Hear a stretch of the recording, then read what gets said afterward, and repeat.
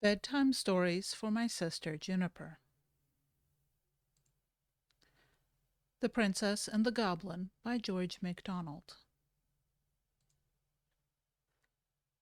Chapter 1. Why the Princess Has a Story About Her.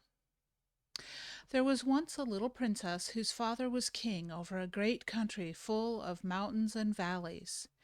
His palace was built upon one of the mountains and was very grand and beautiful. The princess, whose name was Irene, was born there, but she was sent soon after her birth, because her mother was not very strong, to be brought up by country people in a large house, half castle, half farmhouse, on the side of another mountain, about halfway between its base and its peak. The princess was a sweet little creature, and at the time my story begins was about 8 years old, I think, but she got older very fast.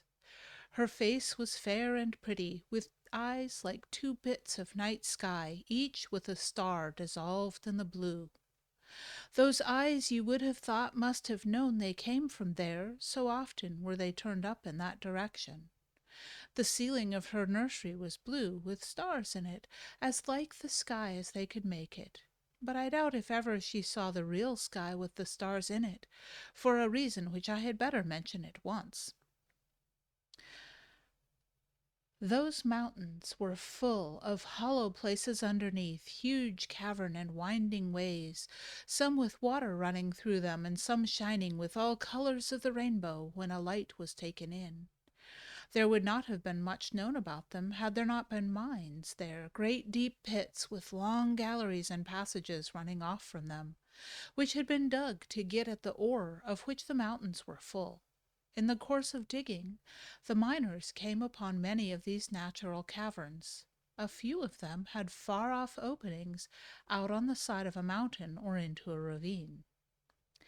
Now, in these subterranean caverns lived a strange race of beings called by some gnomes, by some kobolds, by some goblins. There was a legend current in the country that at one time they lived above ground and were very like other people. But for some reason or other, concerning which there were different legendary theories, the king had laid what they thought too severe taxes upon them, or had required observances of them they did not like, or had begun to treat them with more severity in some way or other, and impose stricter laws, and the consequence was that they had all disappeared from the face of the country. According to the legend, however, instead of going into some other country, they had all taken refuge in the subterranean caverns, whence they never came out but at night, and then seldom showed themselves in any numbers, and never to many people at once. It was only in the least frequented and most difficult parts of the mountains that they were said to gather, even at night, in the open air. Those who had caught sight of any of them said that they had greatly altered in the course of generations, and no wonder, seeing they lived away from the sun in cold and wet and dark places. They were now not ordinarily ugly, but either absolutely hideous or ludicrously grotesque in both face and form. There was no invention, they said, of the most lawless imagination expressed by pen or pencil that could surpass the extravagance of their appearance. But I suspect those who said so had mistaken some of their animal companions for the goblins themselves, of which more by and by.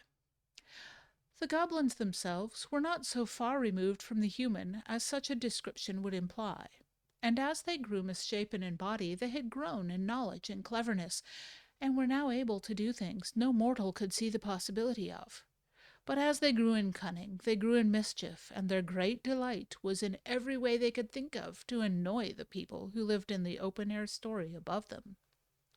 They had enough of affection left for each other to preserve them from being absolutely cruel for cruelty's sake to those that came their way, but still they so heartily cherished the ancestral grudge against those who occupied their former possessions, and especially against the descendants of the king who had caused their expulsion, that they sought every opportunity of tormenting them in ways that were as odd as their inventors, and although dwarfed and misshapen, they had strength equal to their cunning.